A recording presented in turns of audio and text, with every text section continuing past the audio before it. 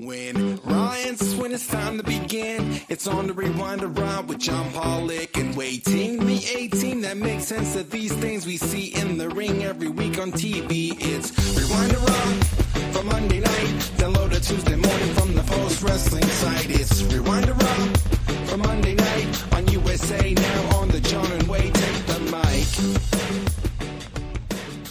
Hello, everybody, and welcome to Rewind to Raw with John Pollock and Wai Ting as we kick off the week at Post Wrestling. Hello, Wai. Happy Monday night. Hey, John. How you doing? I'm doing great. Really?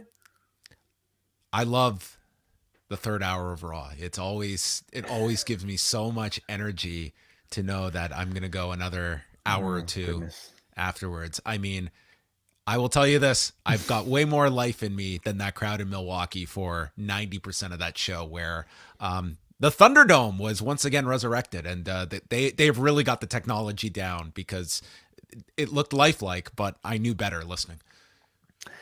Yeah, some crowds can handle the third hour, and some crowds I don't know if this crowd could handle the first hour. I think they saw Kylie Ray on the main event tapings. That was it.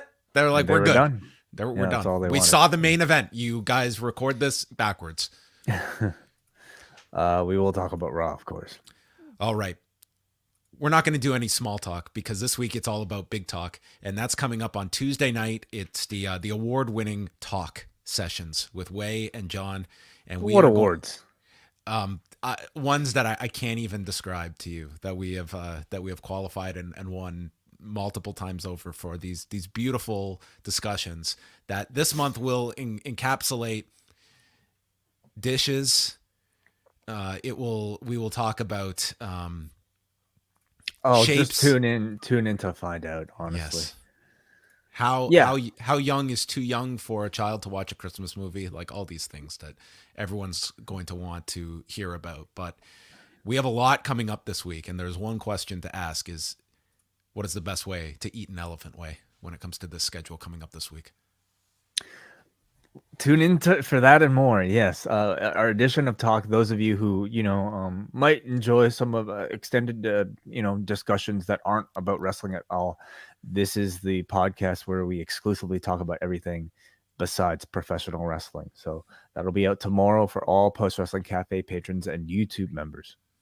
And then Wednesday night, we are doing something a little bit different. It is a double header on Wednesday night. So we are going to go live, like usual, at 10 p.m. right after Dynamite, and we're going to review Winter is Coming. And then we are going to flip over to the Post Wrestling Cafe at about 11 and do a review of the Vince McMahon documentary that's airing on Vice Tuesday night. So you can tune into that late Wednesday night. So if you are tuning in for Rewind to Dynamite, it's the same as usual, but for Cafe members, you get a double dose of us on Wednesday night. You can join postwrestlingcafe.com and you sign up. You have instant access to all of our bonus shows, and you can watch and check out the show live right after Rewind to Dynamite on Wednesday night. So we hope you join us. Absolutely. Yeah. It'll be interesting, talking about this Vince documentary. I don't really know what to expect of it right now. But because it's Vice, and I think we sort of have a level of expectation for their style of journalism, I'm sure it'll be very interesting to discuss. Yes, I really hope that there is some debated topic between some of the interview subjects, and we get like a just cut back and forth of different sides of the argument between Brandon Thurston and Vince Russo. That's what I'm hoping. Who are all the people that are going to be a part of this so far? Those two, I mean, I'm going just based off like that trailer. Like Jim Cornette's in it, Dave Meltzer's in it, Brian Alvarez is in it, Brian Solomon, who I interviewed a while ago, who did the book on Ed Farhat, the Sheik. He was interviewed for it. It's 2 hours, and like my understanding was like it was a lot of people that they spoke to. So, and the questions were pretty thorough from my understanding. So, it's a 2-hour documentary, so it seems like you can just based on the trailer, like it looks like they will cover quite a lot, and it will be. And what time does it air on Vice? on It Tuesday? airs at 9 p.m. Eastern time, and I have contacted Crave here in Canada. I haven't heard back yet, but the way it works for Dark Side of the Ring, because we don't get Vice here in Canada, but when Dark Side goes live, when the episode starts, it goes up on Crave. Like, they don't even wait until the show's over, I believe. So I'm hoping it's the same format, and us in Canada will have access to it immediately. So that's your outlet in Canada if you want to check out the documentary. All right. We won't go through everything this week, but do want to note Thursday, a very special edition. It is the reunion of the British Wrestling Experience. They are coming together for the Big Fat Wrestling Quiz of the Year. Teams of two strive to survive on this Big Fat Quiz that one Martin Bushby and company have put together. The real Iron Survivor Challenge. That's right. This will be longer than 25 minutes. That's my prediction. Probably, yeah. I'm very happy to hear Martin and Benno come back onto our airwaves. In fact, they'll be planning to do that show live at youtube.com/postwrestling. I believe 2 p.m. Eastern. I should really double check that, but I believe 2 p.m. Eastern is going to be the time where they'll actually be going live. And some of the people that will be competing as part of these teams include Benno with Andy Ogden. I believe it'll be Kate from Montreal with Bruce Lord. I believe it will be Davey Portman with Brandon from New Jersey. I mean, if ever there was a dream team or a nightmare team, that is it. A nightmare for Davey, a dream for Brandon, I'm sure. Yeah, and if there's one other team, I'm sorry I'm doing all of this off the top of my head, but tune into the Big Fat Wrestling Quiz of the Year from our friends at the British Wrestling Experience Thursday, 2 p.m. Eastern Time. Yes. So we have several shows up at Post Wrestling Cafe coming up this week at postwrestlingcafe.com. And we also have the Final Battle post show that Way and Kate did over the weekend. Coverage of that show, UFC 282, NXT Deadline. It can all be found at postwrestling.com. And the final plug to get in before we go to the news, the Christmas show is coming up. We are going to be releasing it on December 23rd, and we are doing our annual jingle contest. And all of the details are there at the top at forum.postwrestling.com. You can submit your Christmas jingles there in the thread or email them to john@postwrestling.com.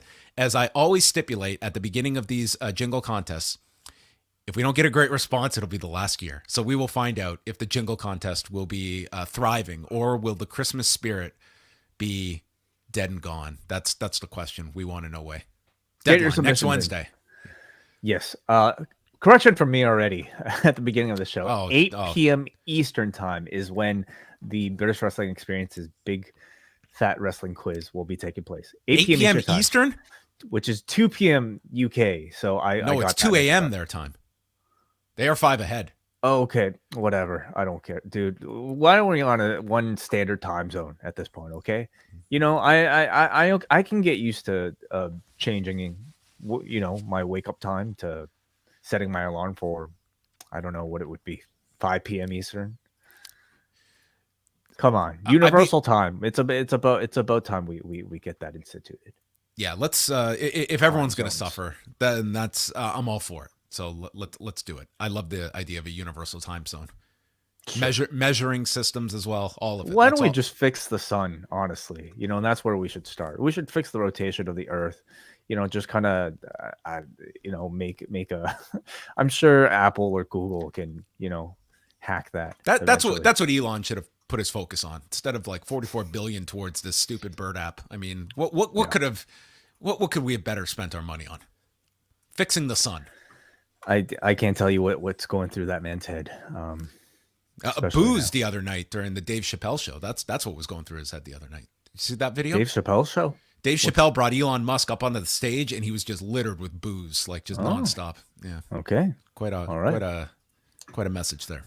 All right. The schedule is up at postwrestling.com. We got a lot of news to get to. So we start off with a report that comes courtesy of Cassidy Haynes at bodyslam.net regarding Matt Riddle. So I will preface this by stating I have not confirmed this on my end, but I have reached out to WWE. I do not know if they will be commenting on this. If I had to guess my life savings, I would venture to imagine they won't, but I could be wrong.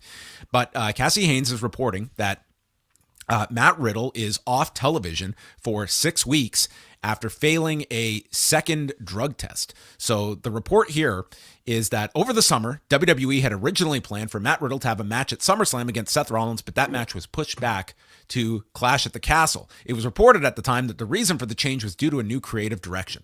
Sources have told me that the reason for pushing back the match was because Matt Riddle failed a drug test leading up to SummerSlam. This was also the last test under the Vince McMahon regime. With Vince no longer in charge, a new creative direction was taken regarding Riddle, and his big match against Rollins was postponed until Clash at the Castle. Additionally, I was told, this being Cassidy Haynes, that the company informed Riddle at the time that another failed drug test would result in a rehab or fired situation similar to what happened with Jeff Hardy previously. So in terms of Matt Riddle's recent 6-week television write-off, Cassidy Haynes was able to confirm that the reason that WWE wrote Riddle off TV is because he has failed another drug test and will be sent to rehab. The belief going around is that he has already entered treatment or will be going in soon, as most programs run for 30 days and he would need to be finished in time for his return in 6 weeks. And Cassidy Haynes asked for clarification on exactly what came up on the failed test, but he notes that WWE no longer tests for marijuana. So we do not know what he failed for, but this being reportedly a second test. And it would also coincide with certainly a de-escalation of Matt Riddle. I mean, losing that match to Rollins at Clash at the Castle. They did come back and do the Fight Pit match where Riddle did win that match. But in totality, we can certainly see that Riddle has, he's certainly been taken down a peg or two, I would say. Much more leaning into the comedic aspects of the character, teaming with Elias, and, not to me being positioned as that, that breakthrough babyface that the Rollins program seemed to be suggesting they were priming him for, and also coincides with, over the summer, like that regime change too. So this is kind of what Riddle is staring at too. And, there's a lot to this Riddle story. David Bixenspan has done a lot of reporting on the whole divorce proceedings that he has been going under, where there was actually in the custody agreement something about him disclosing his drug tests to his ex-wife as well. So it's a pretty messy situation involving Riddle, personally and professionally this year.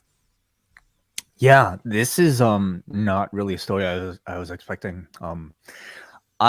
It's concerning, I think anytime you hear about a roster member going through repeated offenses and failed drug tests, first and foremost, you think about the person's health. Obviously the man is going through a lot personally, and it just seems like time away is probably best for everybody involved.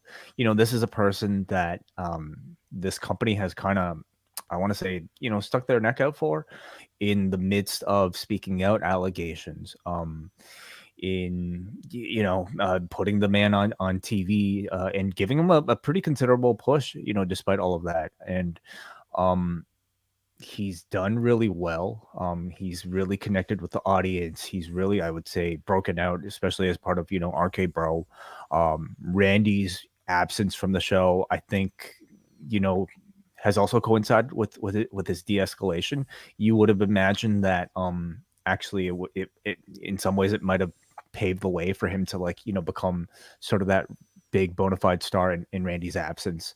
But unfortunately, with all of this happening, it's kind of had the opposite effect. So, first and foremost, you think about the person's health, and then whenever he's healthy, coming back, maybe picking back up. But of course, anytime something like this happens, you have to wonder if he loses trust, from the company for a big position like that. It's like you're going to make it was right there in the report. You're going to make those comparisons to Jeff Hardy of how much we get behind someone in that kind of a situation. So, the story was only breaking tonight. So I have reached out to WWE for a comment or to confirm, but we will see if they address any of this. There was a time, and it's a long time ago, that they would always disclose wellness violations, but I mean it's much more closely guarded now when it comes to these types of stories. Over the weekend, I would say the biggest story was the announcement of Ring of Honor's television situation, and it's not going to be a television situation by definition, and Tony Khan noting that their television series will be launching sometime in the new year. They did not give any start date, but it will be on the revamped Honor Club that they have was part of the purchase earlier this year. So I know you and Kate had a chance to speak about this over the weekend, but just seeing some of the reaction to it, Wai, and the idea of another hour of television, but also one in which you are asking your fan base to spend money in order to follow this product with a $9.99 price tag. I mean, certainly this is not the optimal outcome that anyone wanted for Ring of Honor from Tony Khan's perspective. Where does this Honor Club situation sort of position Ring of Honor as a brand in the new year?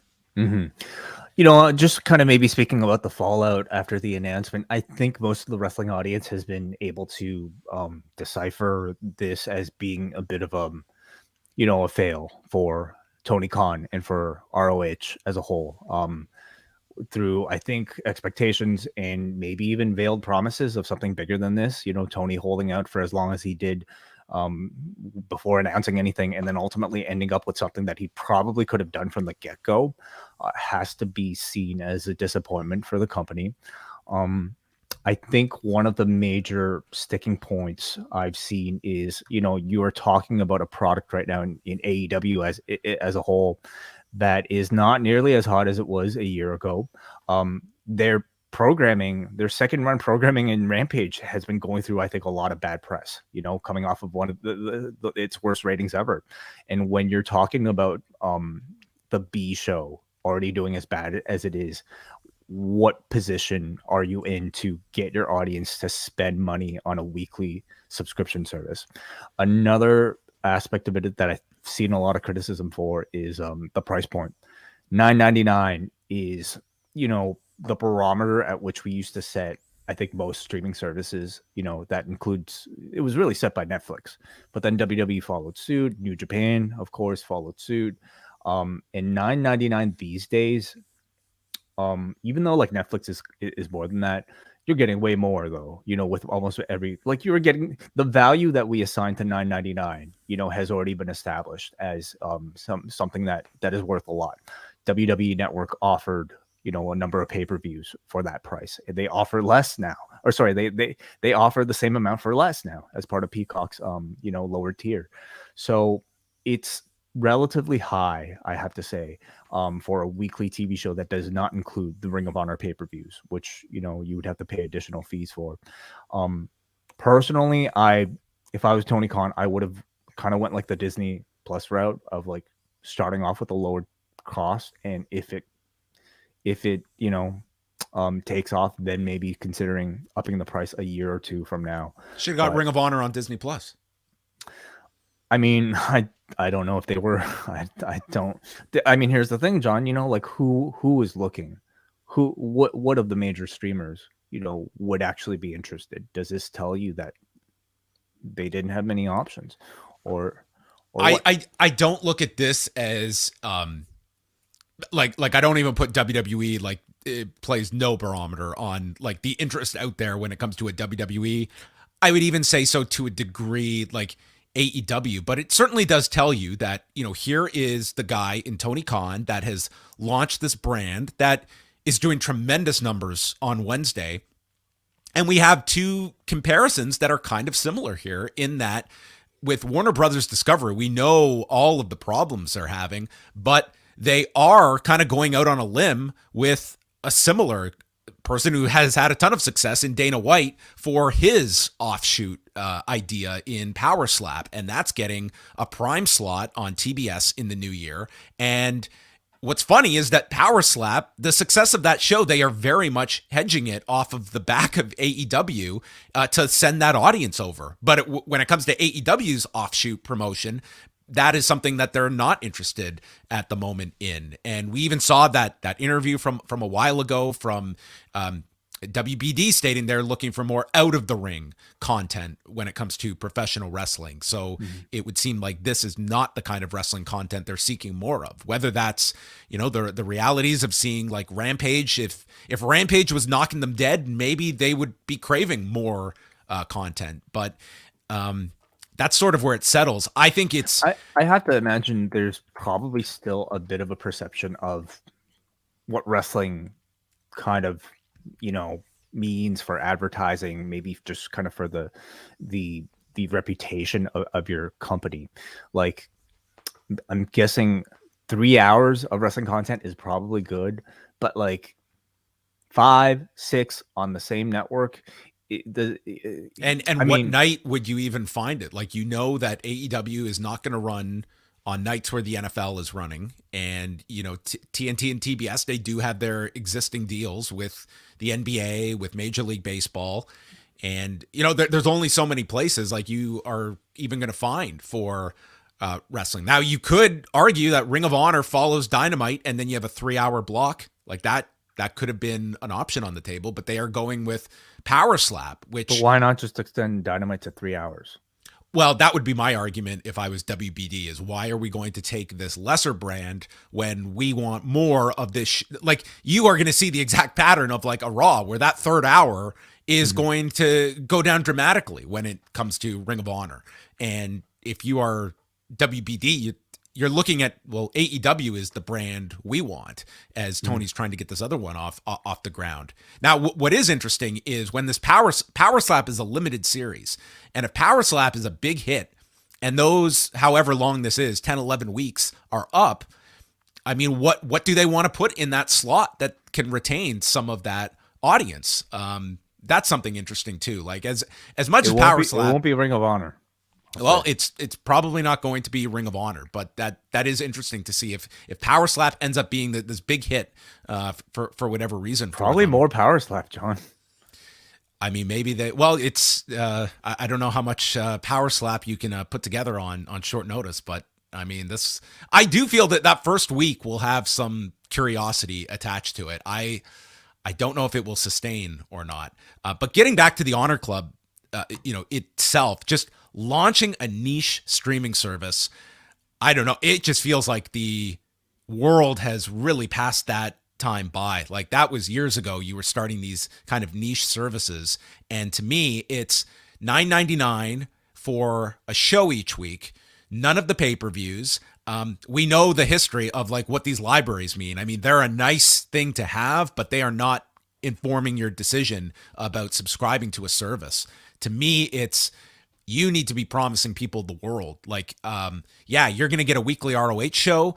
You're going to get a live stream of Bola. We're going to work out a deal with PWG. Like, you need to be really sweetening the pot, because I just feel that there's not going to be a giant appetite beyond maybe the initial phase of checking out Ring of Honor for that first month to keep people spending that amount, and then asking them to buy a pay-per-view every couple of months on top of it. Like, the New Japan involvement will be interesting, but like, I don't know if that's necessarily going to increase people's desire to add another streaming service. Like, it's like, we are always talking about the difficulty of people finding more time for wrestling, and now you're asking people to pay for another hour of wrestling each week. So they will have their work cut out for them to get this brand eyes on it, and to get people to buy this service. I think they need a big hook for this, and I don't think just a 1 hour weekly show is going to be it for most.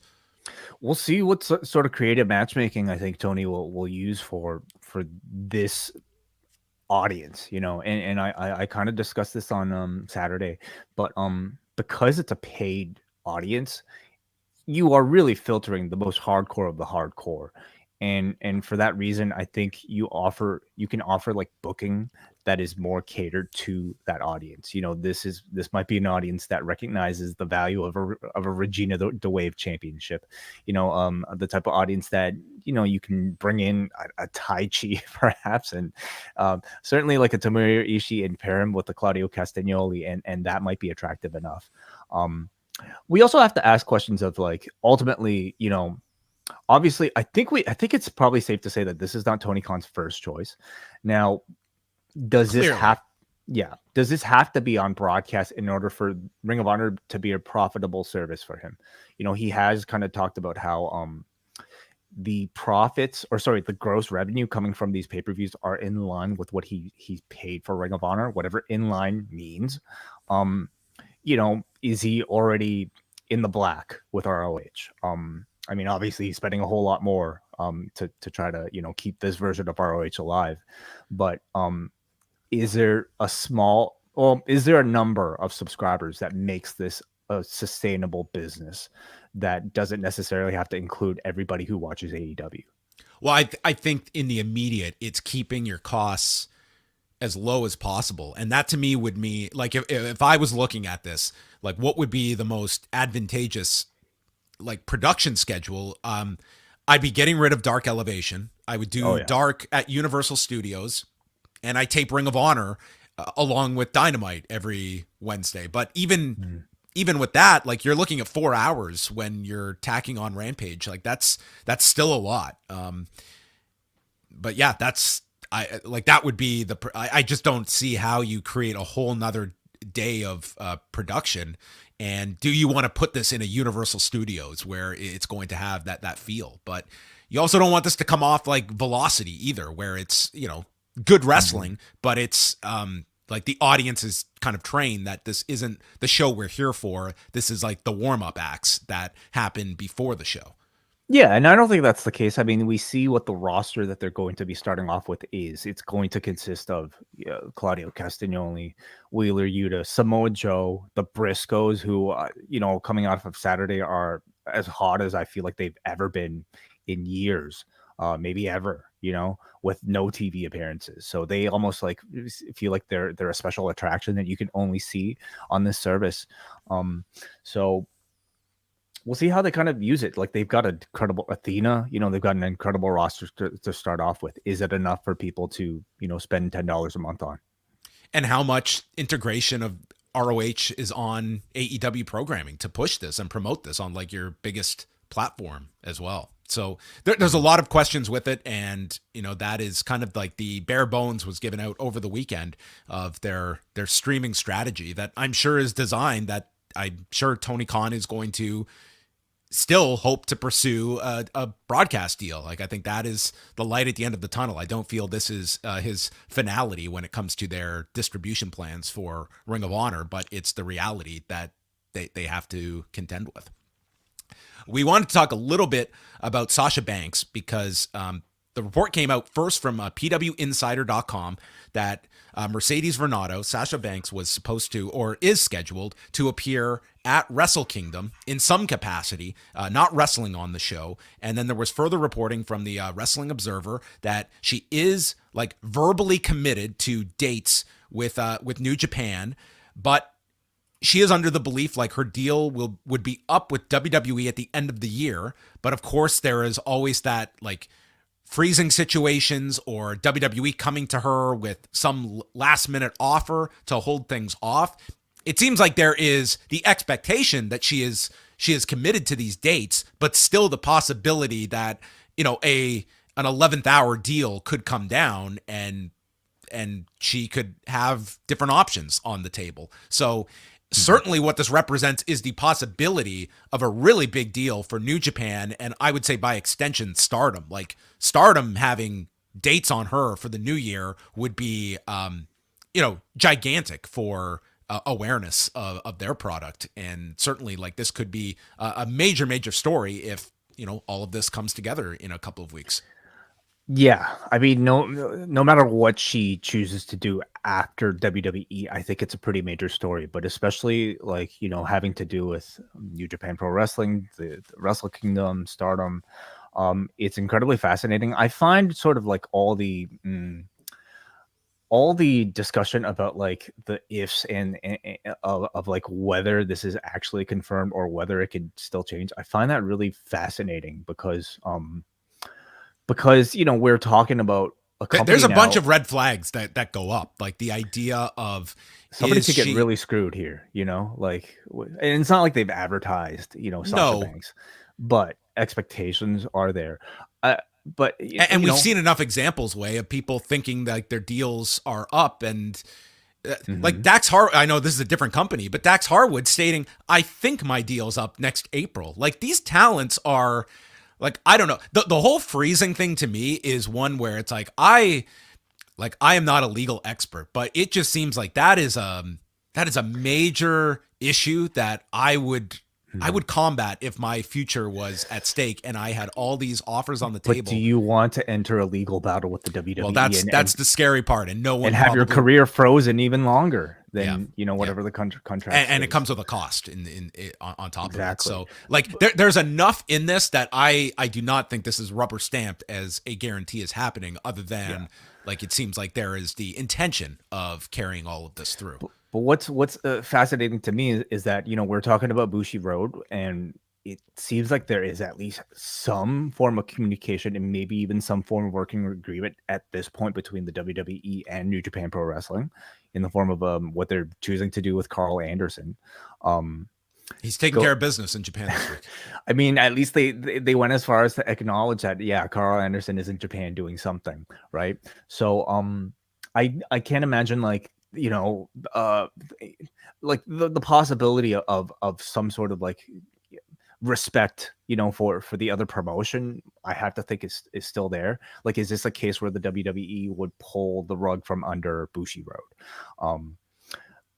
Again, we know so little about what the contract is. We know so little about what Sasha Banks is or Mercedes Monet's dealings with Bushi Road are, that we can only kind of like speculate almost as fans at this point. Yeah, well, and I mean, if she is under a WWE deal still, like she can't sign somewhere else yet. I mean, that is all contingent on one deal ending so that you can enter another one. So anyway, wanted to just kind of bring people up to speed on where things are there. But the other thing, of course, is the Saraya partner tease. Of course, and that's AEW. I mean, that is only going to increase that speculation as well. So I would say if AEW does not have that lockdown, that would be a case of, much like the Survivor Series, if you're leaving that surprise, it's going to lead people in one direction, and you're going to want to fill out that surprise beforehand, because it's going to be a letdown now if it's not her, because AEW has not teased that, but your audience is going to naturally go that direction with January 11th right around the corner. AEW had a very interesting hiring that was reported by PWInsider.com and confirmed by the individual, Michael Mansury, who served as WWE's Vice President of Global Television Production. He came into the company in 2009 as a production assistant and made his way all the way up the chain to a VP status, and was considered one of like Paul Levesque's like right-hand men, and looked to be in a tremendous position to eventually go right to the top of the production ladder in the company. He left in 2020 to go work with Pat McAfee's company, and then in that time also launched a wrestling podcast for a very brief time with Mark Madden, and then joined One Championship in Asia. So that's what he's been doing, and AEW signing him. This is somebody that learned and succeeded in WWE's production from all facets, and to me, it's a great hiring for AEW to have someone the level of his background, and someone that was thought of very, very highly in WWE when he left. From what I understand, the man worked on NXT Black and Gold. Yeah, right. at the craziest, I remember like listening to his show was when NXT started going live on USA. Dude, he had to be at Raw, at NXT, at SmackDown. Like, he was there at all the shows, and I cannot imagine, like, holding up to that schedule. And then the pandemic hit shortly thereafter. But, yeah, he was involved in all of it. This is obviously, I think, a development that I'll be following very closely. Even if we're probably not going to be privy to exactly what he's going to be doing.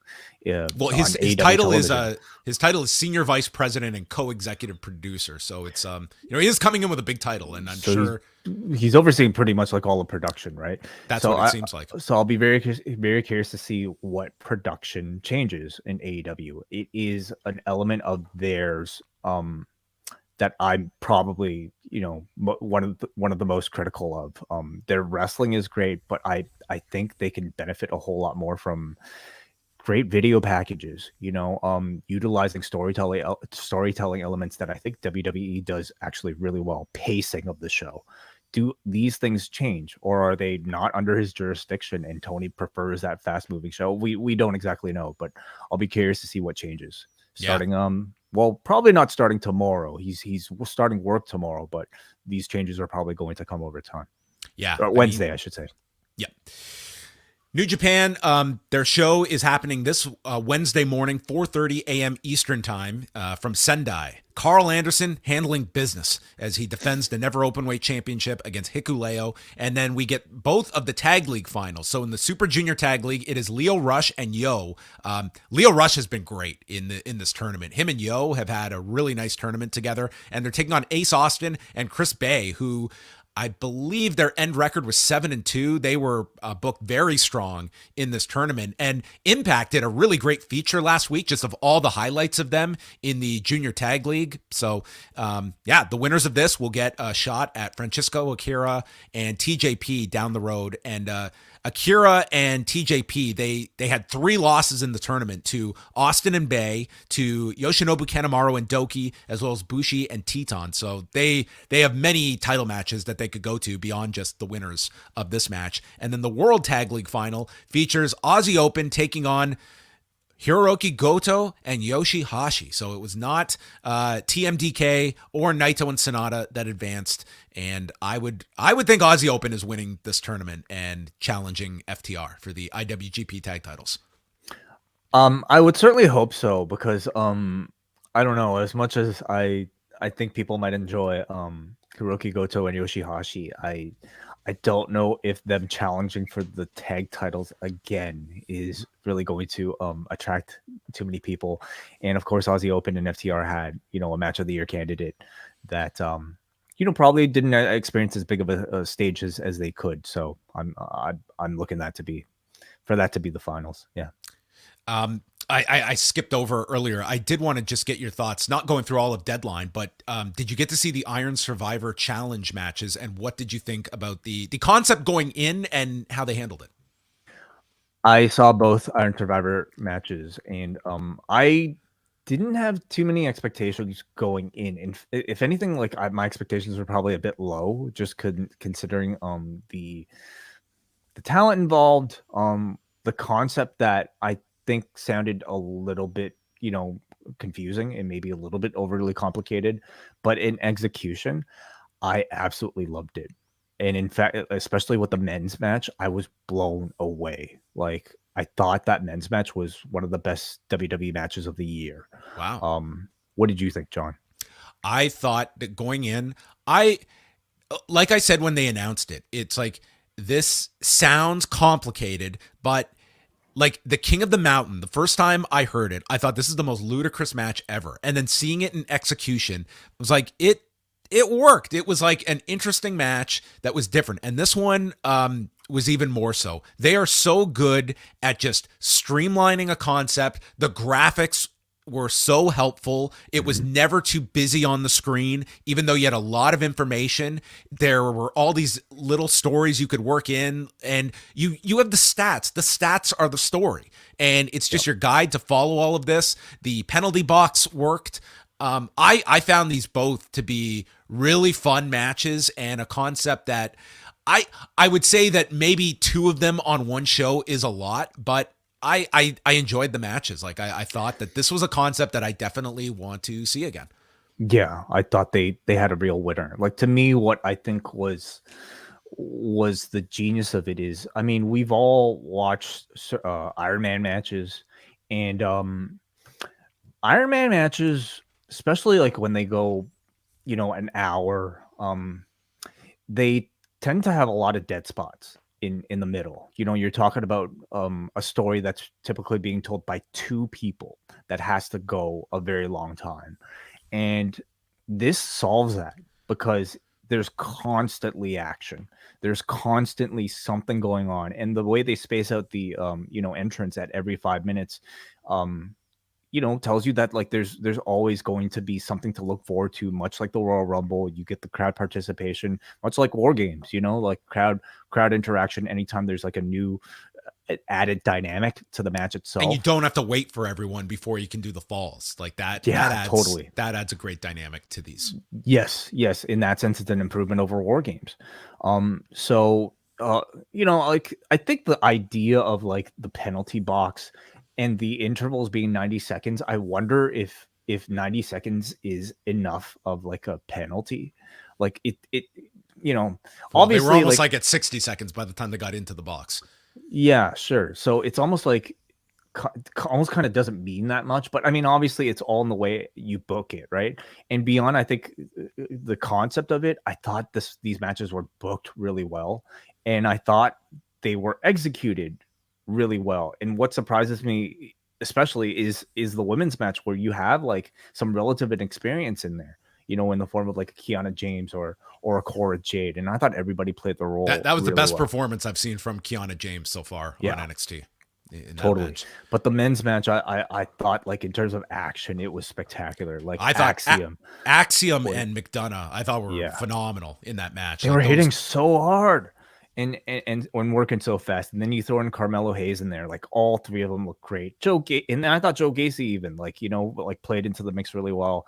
Grayson Waller is probably going to be, the one that'll be criticized the most. He ended up winning the match, but they must have gone with him for a reason, because, the man is very charismatic, and I thought he played his role really well too. So yeah, I thought it was a great match. Yes. I ended up getting to watch everything over the weekend. I don't know how, but I watched the UFC on Saturday night, and then I had to get up with my daughter on Saturday morning at like 6:45 in the morning. So she goes to put on the Wiggles, and I go to the table and I put on the dog collar match. And what a contrast. She walks over to the screen as the dog collar match is going on, and she just stares at it and just goes, "Whoa." And that was her reaction to the dog collar match. I'm like, Evie, I agree. Dude, that match, that might be my match of the year. It was, I'm watching this at 6:50 in the morning. Okay. I'm half asleep, and my God, this match was one of the most compelling matches I have seen in a long time. Like from the second that bell rang, it was like, this was just like I always say, I'm not the biggest violent match connoisseur, but man, this was, for that type of match and for the stakes involved, it was perfect. I just thought the drama of this, all four of them were just outstanding. I put it as number one of their three this year. And that's, you can certainly debate the order of which you go, but I thought just this being the blow off, and even down to like having the dates on their tights, just the way they set the scene for that, like this audience treated this like the main event. And, credit to the matches that had to follow this, because man, that was a tough position to be in, but this was absolutely lived up to all expectations and then some for me. It was an absolutely incredible match. And, as we're putting a lot of our match of the year list together, I mean, a match like this is certainly just squeaking in and very deservedly. This is a live contender for this year. Absolutely. It's in my upper echelon. Very much deserves your consideration. It was, I think, everything you wanted in a final chapter of a trilogy. Okay, just a few more here. SmackDown on Friday did their highest viewership since the Bray Wyatt episode on September 23rd. They did just over 2.3 million viewers. They were number one on television for the night. Even, they were ahead of the NBA. The NBA was on cable. And then they were up 5% in the demo, doing a 0.57. So very strong numbers. Other than 18 to 34 was down. It was their lowest since October 28th. But both Rampage and SmackDown, like we saw, as I outlined, like where the female audience had really lowered 2 weeks ago, we're seeing that come back to normal levels. So you're seeing these increases after some low performances. It was also the most watched SmackDown on Sportsnet 360 in Canada since October 28th as well. So it would tell me the Kurt Angle appearance was probably the biggest factor, I would say. I suppose so. More birthdays. Great. Whose birthday is coming up next week? Quick. Who can we get to Chicago this week? I mean, anytime there's a legend I don't know who's in town. I mean, they're lucky. All legends, every year a legend has a birthday, so they can do this multiple times a year until people are tired of birthdays. Rampage did 457,000 viewers and a 0.11 in 18 to 49. So this was somewhat of a rebound after last week's all-time low in the demo. So they were up 48% in the demo, finishing 20th on the night for cable originals. They didn't even crack the top 50 last week, so that was an improvement, up 27% in total viewers. Women across the board were up significantly from last week, like way more than double in 18 to 49, 18 to 34, and 35 to 49. So big gains among women, and 149,000 viewers in the demo. I would put this like just tracking a lot of these. I would say for Rampage, its goal, I would say, is to try and crack 200,000. Like that's what I think this show should be aiming towards. There was a time they were smoking that figure. There were times they were doing over 300. I would say in this day and age with Rampage and where it typically rates, that would be my goal, is to try and work towards consistent 200,000 viewers in the demo. And it's not a number they've hit recently, but it's within striking distance, and I think that's where you want to try to be working towards for Rampage. But they did have Moxley on this show with Takeshita, to a lesser degree, the mystery opponent with Trent Seven showing up on the show. So we will see what they follow up with this week. It's not about just doing a one hot shot week and then things just subside. Like you need to, I think, have like one big thing on Rampage each week to consistently keep people checking this out. But at least for this past week, like people did check out the show more so than the last week. They at least gave it a chance. And what exactly is a big thing? You know, like booking something like Takeshita versus Moxley, you're very much catering to a hardcore audience. Yes, it's a Jon Moxley appearance, but it's a Jon Moxley appearance with no real storyline stakes attached to it. You're really just kind of banking on the promise of like a really hot match. Is that enough to pique the interest of people beyond 457,000? Yeah. And what with the changes coming with the Ring of Honor roster, like, does that affect Rampage? How does it affect Rampage at all? Yeah, I would want to get at least some of my stars on the show, whether that is MJF retains the title on Winter is Coming, and we announced that MJF will appear on Rampage for a victory speech. Like you get a big MJF segment on Rampage. Like he's in the building. It's like he comes out 45 minutes later and does a promo. Like that's getting your big stars on. The idea that the stars show up on Friday. Like you don't want that sort of like where Thunder got to, where it was like you knew that the bigger stars would be on Nitro and Thunder would be a stripped down show, like once Thunder got into its run several years in. So that's kind of like you just look at the lineup for Rampage and like what constitutes a main event that would never main event a Dynamite. You can't make them equal shows. They're not equal shows, but certainly like this format was turning people off. And I think getting 1 to 2 of your stars on the show, like of your big stars, I think that's something. But not just appearances, in my opinion. Like they have to be doing something of significance. And that could be a promo, it could be an angle. But I think it needs to you have to have a reason to watch it in order to follow the story.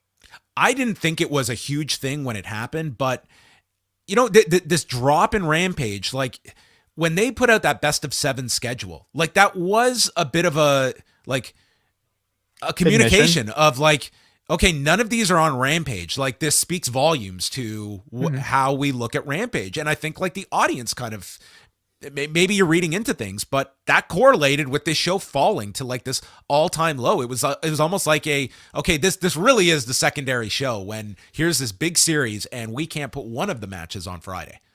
I would say the week-to-week booking of Rampage probably communicated that already by the time like that best of 7 was announced, but I'm sure it didn't necessarily help. Okay, and then the lineups for Tuesday and Wednesday. NXT coming out of Deadline has Toxic Attraction taking on Ivy Nile and Tatum Paxley, Von Wagner against Odyssey Jones, Duke Hudson against Damon Kemp with Drew Gulak scouting the match, and Lyra Valkyria debuts. This will also feature the Vince McMahon documentary going against the second hour of NXT. So we will see.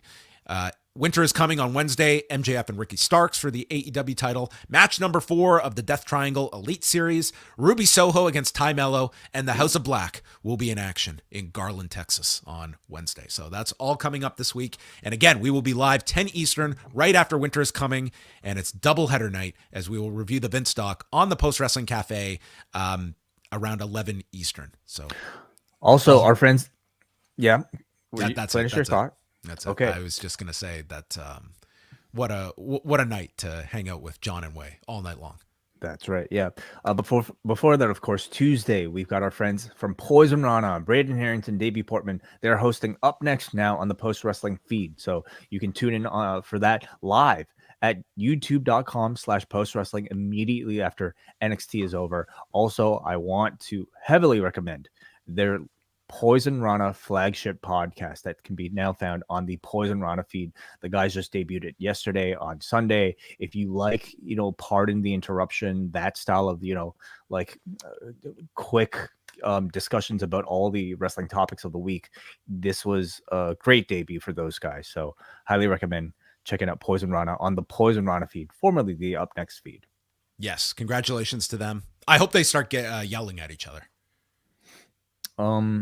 Well, really lean into the format, I think. Calls for some yelling. I mean, you've seen those two together. Yeah. We save our yelling for off air. Wai has Wai just reads me the riot act sometimes. Oh, I could be a not so nice person. No, not at all. Ever since those leaves got stuck for the whole winter season, Wai's just been in a foul mood. Monday night. I don't know if this crowd in Milwaukee was in a foul mood. I couldn't tell. They were in attendance. I can confirm that.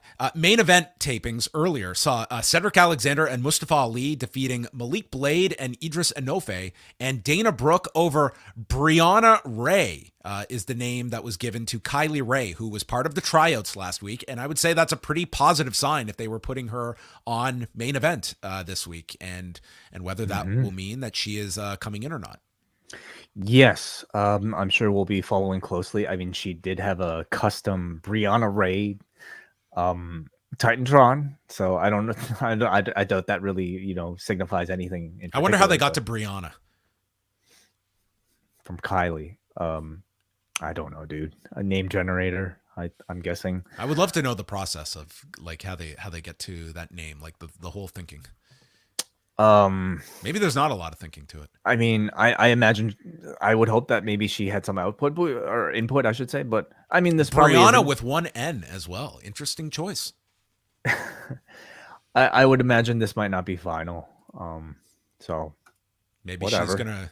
maybe Bully's gonna come back as her father. Yes.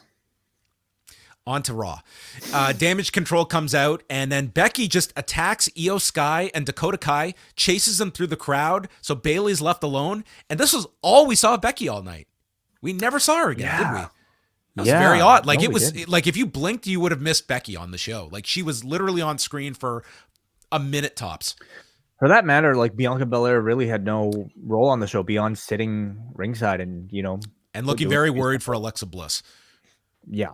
Yeah, Alexa Bliss had an odd match here. So Belair comes out to watch ringside, and there's a spot where Alexa goes for a Hurricane Rana off the turnbuckle, and it's a really nasty, not so much that you were worried she was hurt, but it was just like a really clunky landing. It was not smooth, and then it was like Graves I worried that she landed on the back of her head. Okay, it was to me it looked like she had tucked enough, but yeah, it was I didn't rewind it either to get the full grasp of it, but she just seemed off, and I don't know if she was rattled from this spot, but she just felt like they were not in sync, and it just felt like from this point on, and it was to the point that Graves is he will not just not call what's in front of him. He will identify when something is off, and there was a lot here. And then it was the rest of Bayley's offense was all smashing Alexa's neck into the turnbuckle and dropping her. A turnbuckle gets torn off, and then Bayley's on the floor, and Alexa ducks a punch, and then Belair stops the punch from hitting her. So she argues with Bayley. Bayley rolls back in. Bliss drop kicks her. This knocks out Bayley. She is out cold from this drop kick and just has to lay down. Alexa climbs to the top, slips on the turnbuckle, regains her footing, and hits the Twisted Bliss in 13:21. And Corey Graves, his big call for the win was, it wasn't pretty, but Alexa Bliss is your winner. And she will now challenge Bianca Belair at a date to be determined. Yeah. This certainly was a match that had me concerned, once you saw that awkward landing, especially like high angle on the person's head, and then seeing her so kind of like sluggish and almost a little bit out of it. Like, it was certainly one where maybe she should be checked on.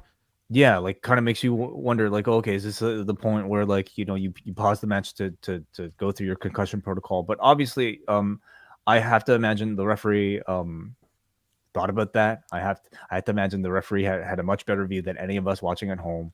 And someone that has had a history of concussions, I mean, as well, like that does add to it. If there's anything further, I'm sure we will hear about it tomorrow, or I mean, I guess, concussions can be kind of quiet, these days, but hopefully she was okay. But certainly, judging by the performance, I have to definitely imagine that she was affected by whatever took place, in that sort of a blown Hurricane Rana. It almost looked like she was kind of gutting through the rest of the performance. And, Alexa Bliss is somebody who I think is very dependable and very good. And this felt like a odd performance from her. And it was tough because this was supposed to be a match where they're trying to tell the story that she was trying to find her lost aggression. Of course, they're teasing, all the Sister Abigail stuff. And she couldn't really perform to that level, of course, and it just really looked like she was trying to get through the match. Yeah, the post-match saw Belair hold up the belt in front of Alexa and goes to offer her hand to Alexa, but Alexa extends her arms for a hug. And when Belair goes for the hug, Alexa sets her up for Sister Abigail, but then catches herself and stops and then leaves the ring. And then Graves and Kevin Patrick are speechless. They can't even add words to what they have just seen. Well, shocking. Yeah. What does this mean? Yeah. I was waiting for like black goo to come out of someone's mouth. That's the come. Guess what might also be on my short list for our year-end awards is that finish with Isla Dawn and Alba Fire. I've yet to see it, but clearly Black rewind away fans, obviously, based on the timing. Hey, thank you, chat room, for informing us that Brianna Ray is actually Kylie Ray's real name. Is that her real name? I did not know that. Well, there you go. So with one N. With one N. That's how they got it. Still an interesting choice. Well, now we know and how they got to that particular name. Belair that ends the segment, and then Saxton is with Alpha Academy from earlier in the day. So we got more milk puns, and Gable calls Angle a dinosaur, and then the OC walk by, and they're watching a video that Carl sent them from Japan, where he is taking care of some business, and sent them a video from SmackDown, meaning these guys had way more pressing things to do on Friday night than tune into SmackDown. And they're laughing. They're drinking beer, is what they do.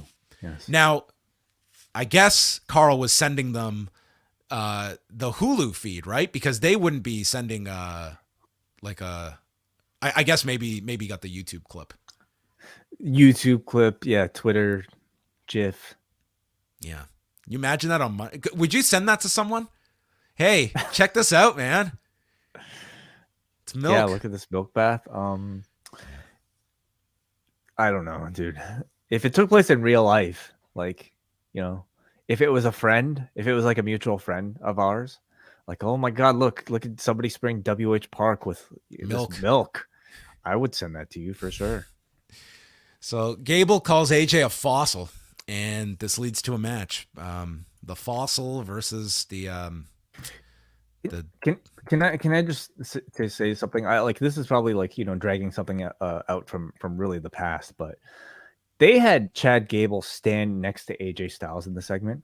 These two are the same height, and all I kept thinking was they spent months building this guy as Shorty G, somebody who's supposed to be like, oh man, like just Shorty exaggeratingly, Styles.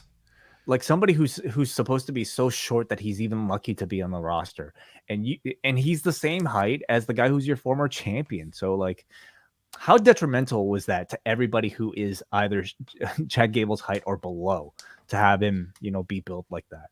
It was a terrible, terrible character for him, and one that probably still like follows him with a lot of people. But yeah, AJ dodged a bullet. He was going to be the pit bull, remember? Yes. I went to somebody else. Luke Gallows and Mia Yim are in AJ's corner. So they had a nice match here. Gable avoids the Styles clash, and we just saw this battle from calf crusher to ankle lock with all these cool counters. Styles escapes, beautiful northern lights by Gable, and then misses with the moonsault, landing on his feet. AJ goes for a jackknife cover, flips backwards, and lifts him for the Styles clash and wins in 9 minutes and 8 seconds. If these two were like 4 inches taller, this match would have been great, but they're tiny. So I know. Considering the pairing, I actually felt like this was relatively, meh.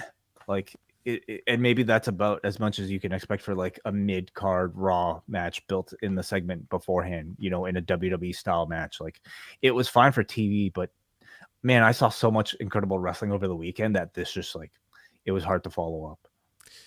Well, thankfully, the show took a turn for the better, because then we got our first Johnny Gargano, Dexter Lumis segment in the back, where they are coming up with ideas on what to do with all the money. And Candice walks in. It's like Candice and Johnny Gargano. It's like we almost need to remind ourselves that this is a married couple here. Like they seem so awkward on screen together. So, okay, John, have you ever tried to talk to your wife with somebody else's scripting of your words? No, I have not done that yet. Yeah, they were not hubby and wifey this week, so that's a nice change from last week.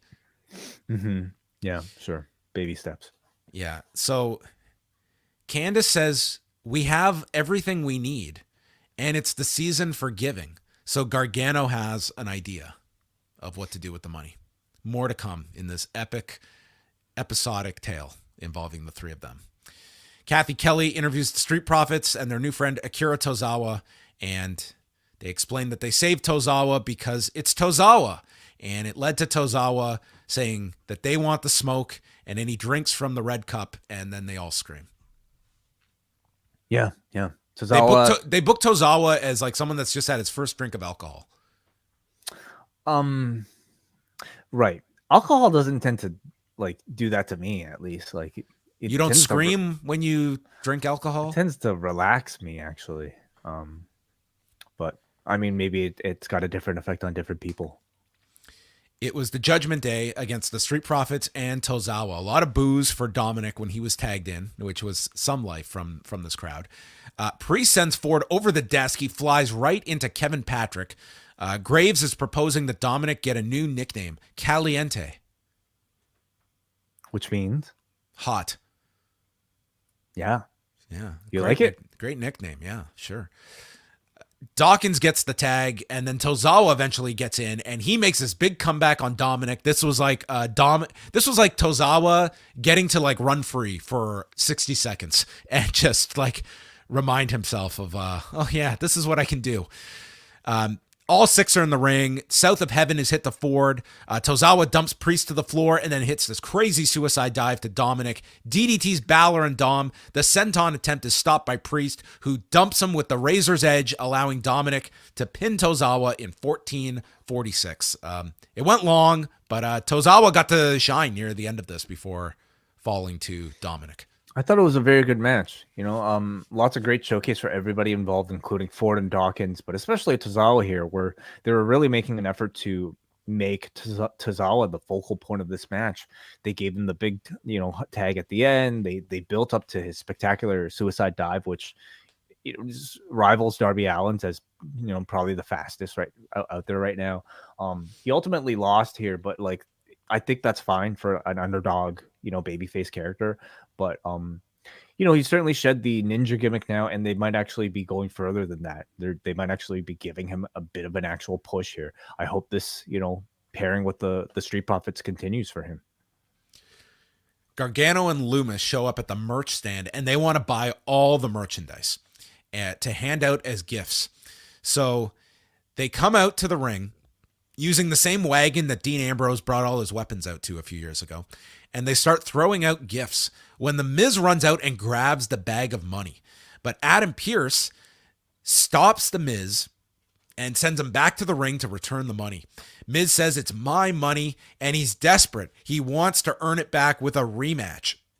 So Gargano calls him Mike, and this leads to a chant of Mike. And then Gargano proposes a rematch for next week in a ladder match, double or nothing, which shockingly is not the tagline they are using for this. They are going with winner take all next week. I thought we could have a double or nothing ladder match. 2 winner take all matches. That's right. Back to back. So the idea is Miz has to get an equal. So Miz, who we thought was broke, has to get an equal amount of cash to be in this match, therefore rendering this money that he needs kind of like useless when you've got this amount stored. So the story they came up with is that his cash is not liquid. Maurice controls all of his accounts, and he has an allowance, which leads to a tiny balls chant. And so Miz has to somehow get this money liquid by next Monday to put up. His life savings is in one bag. He's now got a backup life savings, and the winner of this match will get both life savings. Yeah, that's right. Huh? Yeah, you got that right. What? Well, what do you mean? Is he You broke or just followed not? Is his wife he's- starving him? Like, what's his allowance? He's broke of liquid cash. Okay. And it's embarrassing for him to go to Maurice to try to get money. He wants to avoid that. So he needs this bag. Maybe to get this angle over, he should explain all the associated costs of working in WWE as an independent contractor. Like, you think I pay, I get my hotels covered or my rental car? Like, these things add up. I'm on the road every week. I think that would be a very beneficial. My allowance goes towards my road expenses because we don't have any kind of representation. We have no union. These TV deals, you think I'm getting a percentage of this TV deal? Come on. He said he'll have to figure out a way to get it because I don't think he's going to go through Maurice. So we'll get those sketches, I'm sure. Soon. Okay, he's going to go to Tony D'Angelo, maybe. Yeah, okay, maybe. Or Tony Khan, maybe. We'll ask for a loan. Okay. There's a twist. That would be a twist for sure. I mean, I thought the crowd did get vocal here into the Miz. Like the fact that a tiny balls chant burst out organically, they weren't even prodded. I mean, that says something right there. I don't know what, but it says something. Kind of told you maybe what this crowd's preference was, because it wasn't necessarily for wrestling. It was for I don't know, this sort of thing. And I would say if you've listened to us long enough, I think you know how much we hate this stuff. Oh. Okay, well, sure. But I also recognize, like, hey, there are people that like it. There are people like the audience that was watching this week live that are totally in tune with it. And at this point, I'm willing to accept that it's not my thing. But I'm glad the variety show offers this for those who like it. Look at all these hoodies. It looks like Violent by Design is like recruiting more members on Impact here. Look at all these hoodies. IYO SKY versus Candice LeRae. I thought they had a very nice match here. Sky lifted her on her shoulders on the floor, and LeRae hit them with an up next, and then rolled her in for a 2 count. And then Sky with a bridging German for a 2 count. Sky then stops the wild ride. This is Candice's move, the swinging neckbreaker off the turnbuckle. So she swung with such ferocity, and Sky held on to the rope. So Candice flipped herself off the turnbuckle and landed in position to be hit with the over the moonsault, and Candice hit her. Have you ever tried a swinging neckbreaker and the person held on and you just sent yourself off? I've avoided that. This is a devastating move if the person is not there to take the fall with you. And IYO wins in 10 minutes and 22 seconds. But they had a nice match, I thought. It was a nice match, but one where I felt like, the the crowd was quite cold for this. Oh, it was a freezer in this arena.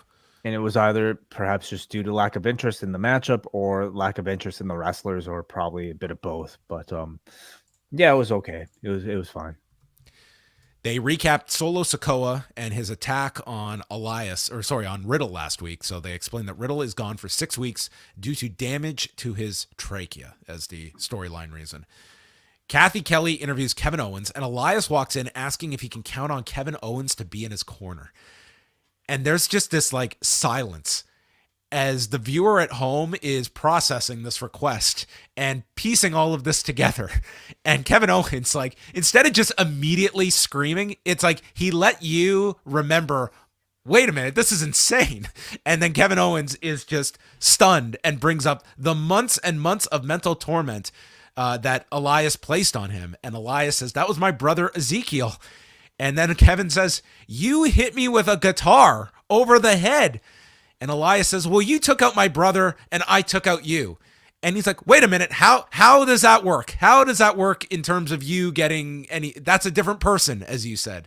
So Owens just walks off after this request by Elias when Elias says, I need you in my corner tonight. Mm-hmm. I thought these two were pretty funny together. Oh, they've had great chemistry. Yeah, throughout the entire year. And sure, yeah, this little callback made sense. And Elias performed in the ring. He's got a photo of Riddle and the bongos, which are back. Mm-hmm. He then performs a song that Riddle wrote the lyrics for. In a rolled up piece of paper. Yeah. This was all right. Like, the man's a good singer. I thought this was funny. Yeah. Especially like, it was kind of catchy. Grass is green, the sky is blue. And then he paused at the end after the lyrics for a solo. Yeah, he called for a solo, and that prompted Sikoa to come out. And they had an 8-minute match. Sami Zayn was in Sikoa's corner, and the highlight of this match, I know for Way, was Elias hitting a leaping knee, to which Kevin Patrick called it the symphony, and Corey responded, I will never call it that. Yeah. A brief return of the symphony. Who else has it? It's Walter. Oh, sorry, Gunther. He's got the symphony now. The Last Symphony is the name of his. Yes, but not designed to be a pun for knee-based offense. There's a reverse neck breaker on Sikoa, and then Elias is arguing with Zayn. There's a kick from Sikoa, and then he hits him with the spinning solo in 8 minutes and 12 seconds. They continue the attack on Elias, including Sikoa hitting the Samoan spike, and then he puts the chair around Elias's neck, the same attack as he gave to Riddle. But Owens runs down, saving Elias, stuns Sikoa, and then Zayn escapes without being hit by anything. And then Owens stuns Elias as well. Mm-hmm. Staying true to the character, I like that. Yeah, just an all right TV match. Honestly, not that much to speak of on the show. Just a way to get Owens in there with the Bloodline and Zayn to keep that going. But a relatively sort of quiet chapter in the Owens Bloodline saga this week. And then, after many months away, we got the return of Vince McMahon in a Tribute to the Troops video package. That is correct. And they said, tomorrow night on Vice, tune in. No, there was no promotion. We got a bunch of photos of The Miz. He had to dress up in an elf costume and take photos with fans as punishment so that he could get this ladder match next week. So that's how he got his money. Did he get his money from Polaroids? I don't know, but why did he agree to do this from The Miz? It was part of the agreement to give him the rematch. Got it. Okay. So he needs to do He has this to get the money, the but he also had to take photos in this elf costume. What if he doesn't get the money then? Is the rematch off? I guess so, yeah. Okay. All right. I don't know. Do you think he could get a loan? Do you think someone would loan him money? Maybe he could argue his winning percentage in ladder matches. Like, is this a risk-free loan? I don't know. I don't care. Okay, let's move on. Asuka versus Rhea Ripley. There was no face paint on Asuka. And yeah, she's been online teasing a return to her Kana persona. So whatever that means. She's going to be more mean, just like Alexa. Asuka went for the armbar, and then Ripley gets sent into the post and hit with a code breaker. They go through the break. A lot of aggression from Asuka with her kicks, and then Dominik stands up to Asuka and says, "If you want to get to her, you have to go through me." So Asuka goes to kick him, and he just cowers away in the corner. But then Asuka gets run into the apron by Ripley. She turns a riptide into the Asuka lock. Dominik puts Ripley's foot on the rope, and then Asuka sprays the blue mist into Dominik's face, and Ripley shoves Asuka into Dominik, hits the riptide to win in 11:41. But we hear the immortal words from Dominik, "I can't see. I can't see." And Ripley is calling for help. And I thought this was all we were going to get from Dominik, but no. We go to the back for maybe the best scene of all time. Dominik is in the trainer's room as they are trying to flush his eyes out of this light blue mist. "Mommy, it burns. I cannot see. Who is this guy? Does he even have a license?" And they are trying to force eye drops into Dominik. And then Priest notes that some things can burn worse. That is correct. Never underestimate Paul Levesque's ability to get a dick joke in any situation. I mean, this guy has never heard a dick joke that he hasn't chuckled at. Yeah. You know, for the match, I thought the crowd was pretty cold for this one too, and that was a bit more surprising than the Candice match because, you know, Rhea has been so, I think her presence has been so big right now, and Asuka is a bit of a fan favorite, but they weren't really there for this one. And kind of disappointing because, you know, much like Asuka or much like Alexa, Asuka's going through some sort of character transformation. They focused on her after the match to indicate some sort of losing streak into some sort of motivation for her diving deeper, I suppose, into this Kana type of persona. So it's a lot. It may be kind of unfortunate timing doing this at the same time as Alexa, but yeah, we'll see. Then Ziggler had this interview where he put over the importance of the U.S. title and that Rollins and Lashley are going to war tonight, and it's the title that means everything to this locker room. Theory needs to stop walking around with a chip on his shoulder and put that title on his shoulder and carry the show. But he is not a deserving champion, and Theory needs to watch his back. Mm-hmm. Yeah. You know, once in a while, Dolph Ziggler will get a role on a TV show and he'll get some promo time. And they're always good, reliable promos that check all the boxes of what you would consider to be, a good promo, good performance. But they're almost always disposable and have no lasting purpose beyond getting you excited to see him lose, to the guy that they're actually pushing. So, it was fine.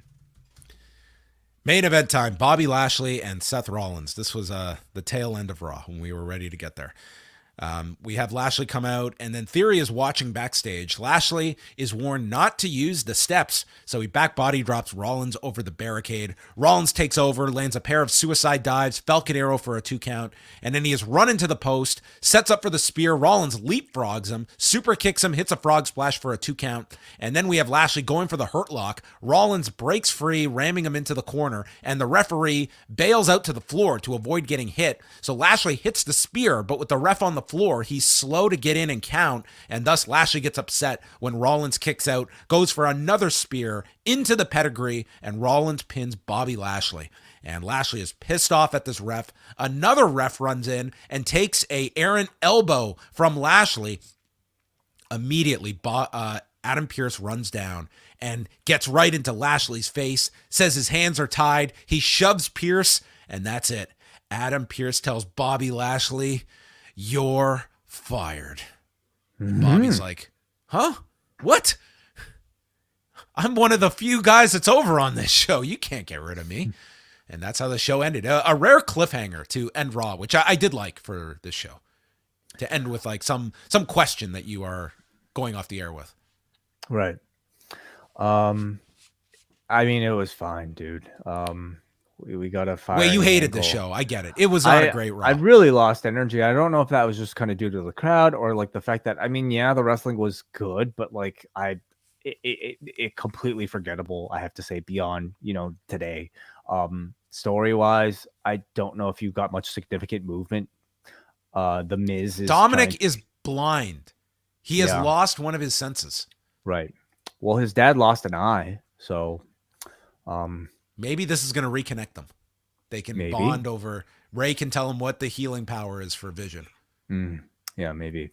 But beyond that, like I don't know if there was much exciting on the show, dude. No, like it was a long show with a crowd that was I'd say for 90% of the show they felt pretty subdued, which I mean maybe is reflective of how you felt watching it. So can't blame Milwaukee. They built up Alexa to be the number one contender for Bianca Belair, and they're also telling the Sister Abigail story.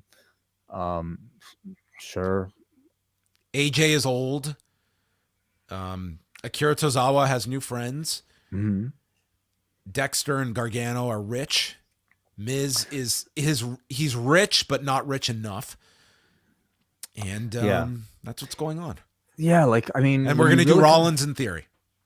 Yeah, when you really look at it, it's like, oh man, especially on the Raw side of things, like you take out the Bloodline, you take out Sami Zayn, you take out Kevin Owens. I don't know if there's that much to be excited for on this show. Not for me. The show is they're ready for Cody to return. Yeah, I'd say so. All right, let's wrap this up. If you've got any super chats, any questions, you're welcome to submit them. We will also go to the forum and check in. No super chat, but Lee Hildebrand sends $5 just to support. I believe Thank you, Lee. Sticker. So, or super thanks. So thank you so much, Lee, for the support and for being a member here at youtube.com/postwrestling. Kate from Montreal writes in, I really hope that whoever is responsible for that venue tonight does a thorough check for a gas leak, because wow, did that crowd seem like it was unconscious for large stretches of the show. Granted, it did feel like there were significant stretches without much to get them excited, but there were some good matches, and the big names, Becky, Seth, Bloodline, were there. It just felt like any excitement died the second they were no longer on screen. Yeah, Becky was odd. It was just, I guess there really wasn't much for her this week, but it was very brief. It seems like in recent weeks that the reactions to Damage Control have gotten very cold, despite them being prominently featured and well booked. Any theories on why that might be? Have they really been that well booked, Kate? Like, Dakota lost last week, Bayley lost this week, and I think Bayley has been taking a lot of losses. You know, they've been to Bianca Belair, but still, like, I would say they've hardly been a threat. To me, like, they came in really hot, but then, like, not winning the tag team championships at the end of that tournament, I think has really just kind of confused their booking. And then coming off of War Games, especially, like, they lost War Games, right? Yeah. Yes. Bianca, yeah, like, they've lost a lot. So I would hardly say that they felt really all that threatening. And I think just even in terms of personality, like their backstage skits to me, like, are kind of corny.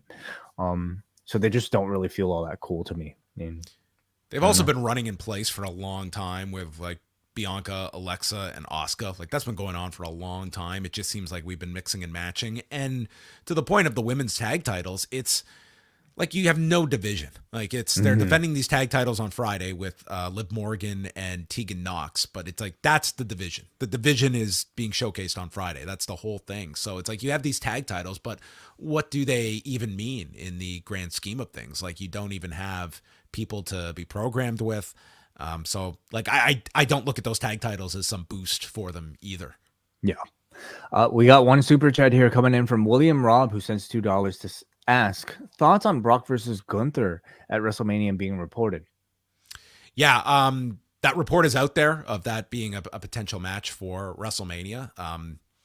I think it's a direction. I mean, if nothing else, like it would indicate to you like where they see Gunther in terms of being someone, you know, prominent enough for a spot like that if that ends up being one of the matches. The booking of Gunther up until this point has been pretty intriguing because he's been the the workers champion on SmackDown that they've been, saving for TV main events rather than like putting exclusively on pay-per-view. And I think that experiment has been wonderful. It's been wonderful at elevating the IC title, and it's been wonderful for Gunther and Imperium to give him that level of showcase. I think it's been very successful. And you have to thank Sheamus for a big chunk of that as well. Putting him against Brock would be big for him, would be big for Gunther, and I think big for the audience that has grown to love Gunther, whether from before the WWE run or after the WWE run. It's a match that they will probably build as a meeting of two incredibly athletic giants, and I'm so excited to see it. So I love that match. I think it's WrestleMania worthy, one that would really inspire the hardcores. Yeah, something really fresh for Brock. And I would hope that they wouldn't lean too much into like comedy for that build up, because you could certainly see it going that direction with where they felt more comfortable with Brock. Like I would just build it up as like these two unstoppable forces. You can have your haha stuff with Brock because I think they just can't help themselves, as we saw with like the New Day stuff with Gunther last week. But that could certainly be, it's more than anything a really fresh match for Brock that I think would excite a lot of people for him. I'd love to know like what the story would be. Like Gunther and Imperium's whole thing is like, we don't like sports entertainers. Like they're the real Blackpool Combat Club, the heel version at least. They don't like all the shenanigans, and certainly the babyface Brock Lesnar has been taking part in a whole lot of shenanigans. So I think the build would be fun. All right, we're going to call it a night. So thanks to everybody for joining us live. Thank you. We would just do a whole roll call, but we are not. We're back on Tuesday night, postwrestlingcafe.com. It is the latest edition of Talk with myself and Wai Ting. We'll be talking about stuff to do with the website, stuff to do with our personal lives and what is going on. Always a fun time chatting with Wai Ting when wrestling is not on the menu. And then Wednesday night, look at me, just so happy.